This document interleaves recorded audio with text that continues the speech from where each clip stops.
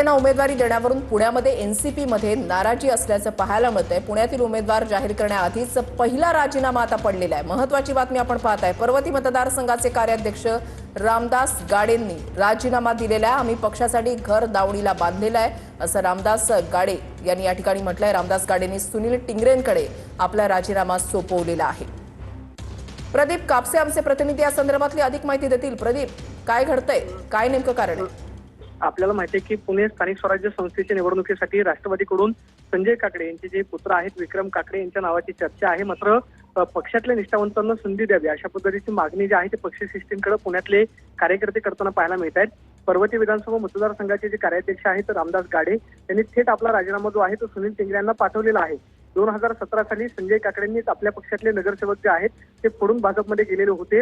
दुसऱ्या बाजूला निष्ठावंत म्हणून आम्ही पक्षासाठी घर दावणीला बांधलेला आहे। मात्र अशा वेळी तुम्ही बाहेरून येणाऱ्या उमेदवाराला जो उमेदवारी देणार असाल तर आम्ही पक्षामध्ये राहून करायचं काय, हा सवाल जो आहे तो रामदास गाडेंनी उपस्थित करत थेट पत्र जे आहे ते सुनील टिंगरेंना पाठवलं।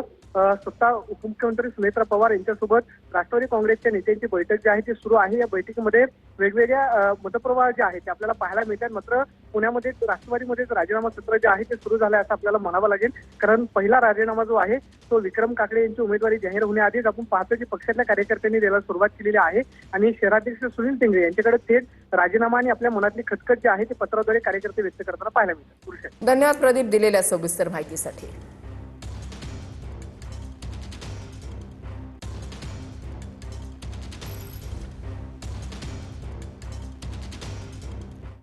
उमेदवारी देताना भाजपला कार्यकर्त्यांचा विसर पडतो असं म्हटलं।